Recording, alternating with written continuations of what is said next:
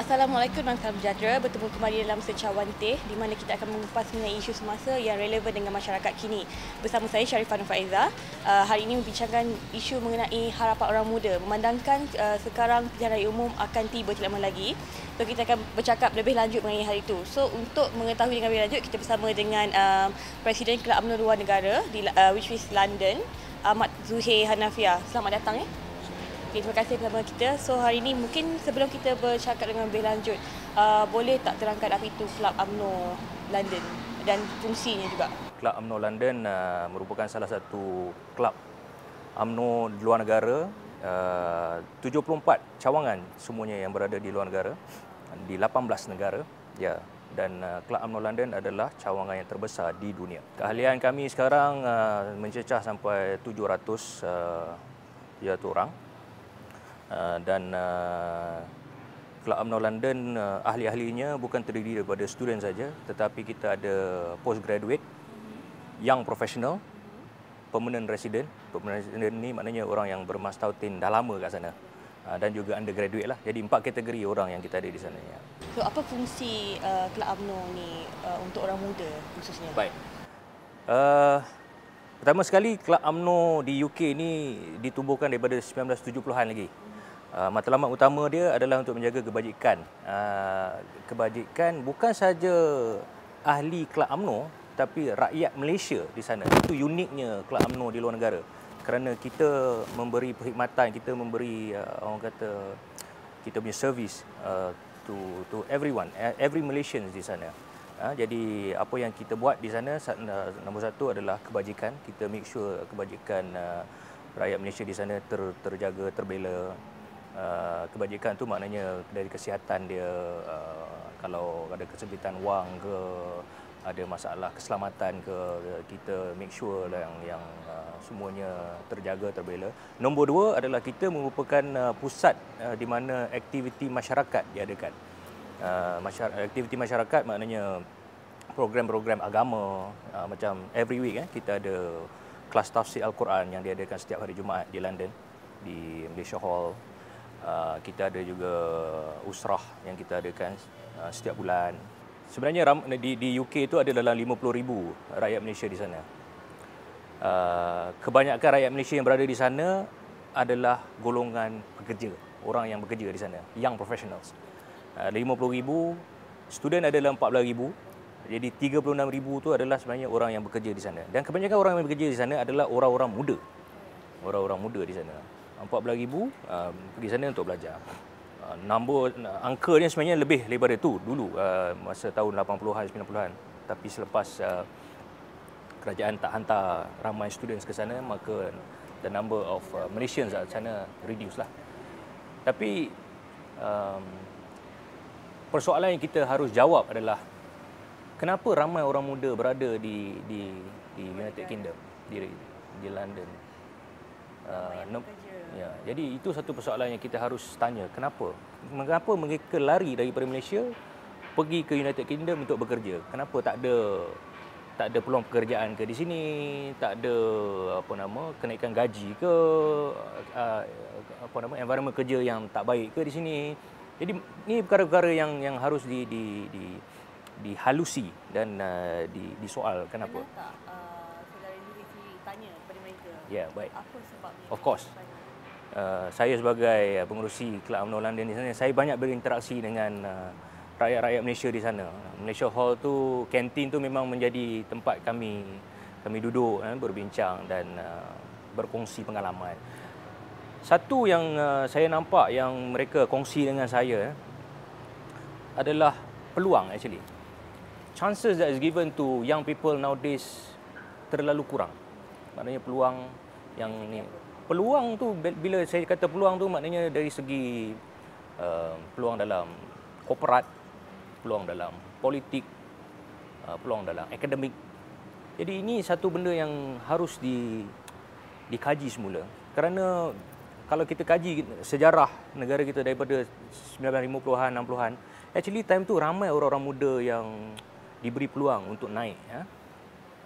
kita pun tahu actually kita punya Perdana Menteri Datuk Seri Najib sendiri menjadi menteri besar pada umur yang begitu muda, tapi trend tu sekarang kita tak nampak lagi. Kita tak nampak. Jadi ini satu benda yang kita rasa harus ditukar serta-merta di Malaysia. Tapi tadi Saudara Zuhair ada menyatakan di sini kurang peluang kepada anak muda, terutamanya dalam bidang politik, ekonomi dan sebagainya. Adakah di sana berbeza? Macam mana, mungkin boleh diceritakan sedikit? Baik, cukup berbeza. Contohnya kalau saya bercakap di bilang politik di United Kingdom. Perdana Menteri di UK David Cameron, apabila dia menjadi Perdana Menteri, umur dia 40 lebih, 40-an.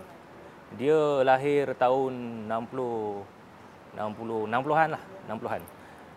Itu di UK.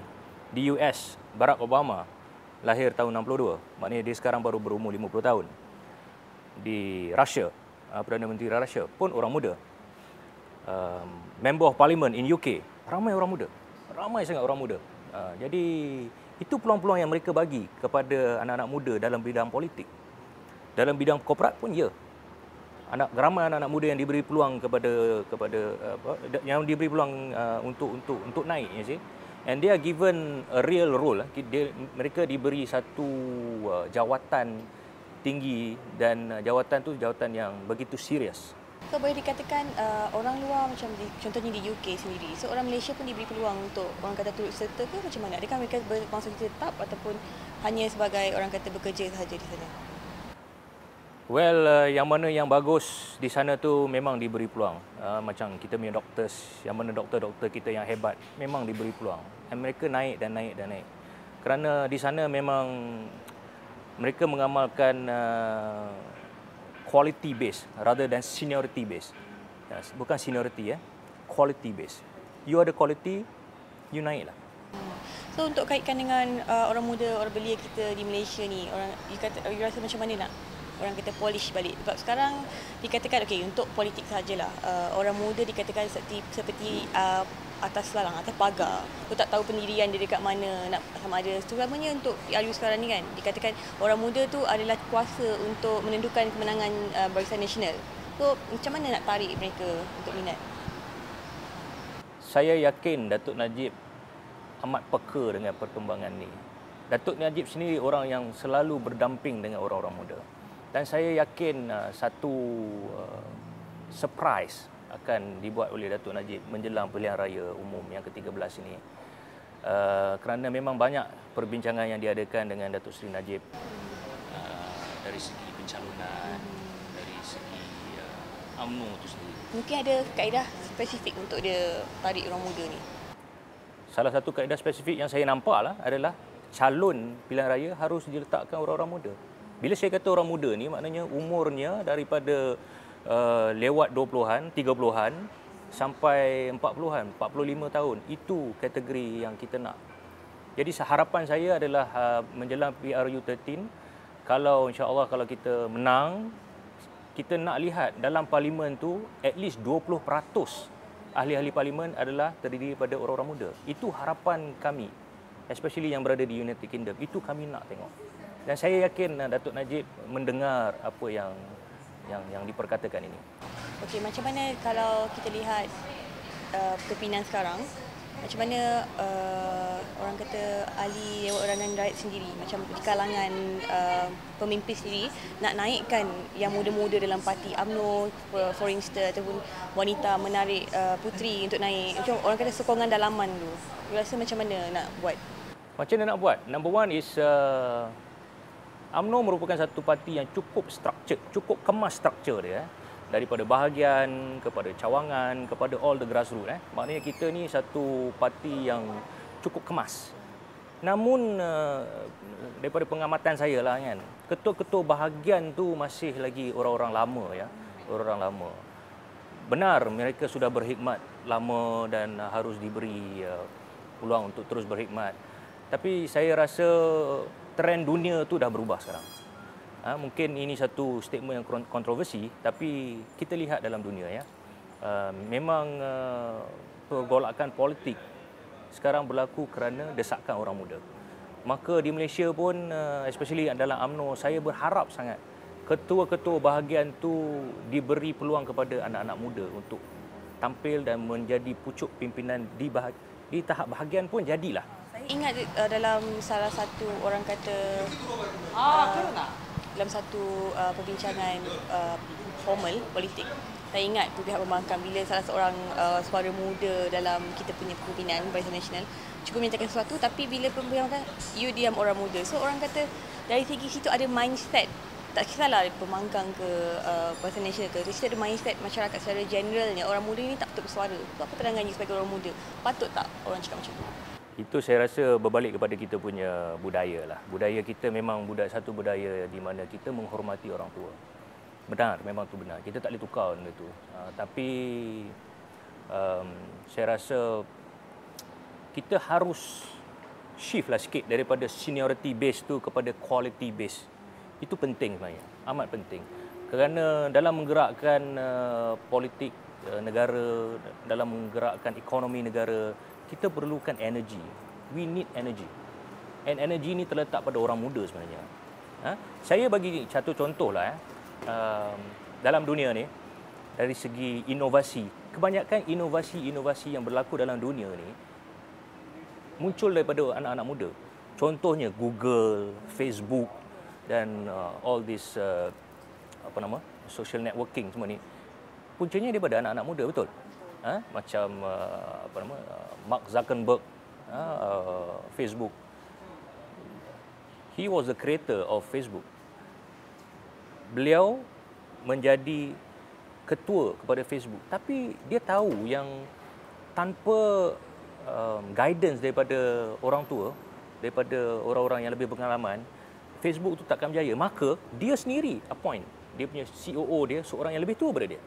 Maka bagi saya kombinasi muda dan tua ni harus berlaku di Malaysia, di mana yang agak berumur tu kena bagi peluang kepada anak muda ni untuk berada di atas, dan yang bawah ni sikit bekerjasama. Ya.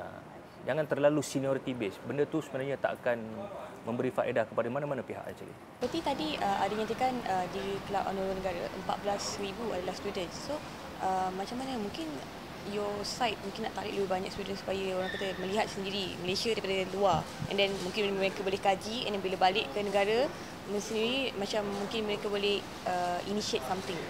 Yes. Macam di UK 14,000 tu di UK sebenarnya, di United Kingdom.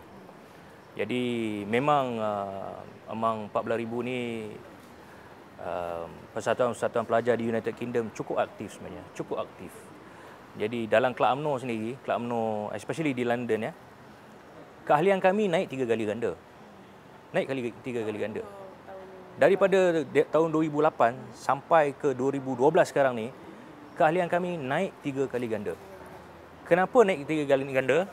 Nombor satu, kita adakan program-program yang bersifat orang muda. Orang muda, kita kajilah orang muda suka apa. Jadi kita berikan program-program yang sesuai dengan naluri dan hati mereka. Tapi di sini ada juga yang orang, kita bukan tak cakap tak buat langsung, tapi ada juga yang cuba mendekati tapi end up sama je dia punya outcome. So mungkin boleh kongsi sedikit apa orang kata salah satu aktiviti yang betul-betul orang muda, jiwa orang muda tu. Kalau di United Kingdom ada 3 golongan lah. Satu yang memang satu anak-anak muda ni ada yang begitu berat ke arah agama. Mereka cintakan agama, mereka perjuangkan agama. Maka program-program yang sesuai untuk mereka adalah program-program yang berunsurkan agama. Agama adalah tunjang segala-galanya. Maka anak-anak muda sekarang mereka sedar bahawa agama tu is the pillar of their life.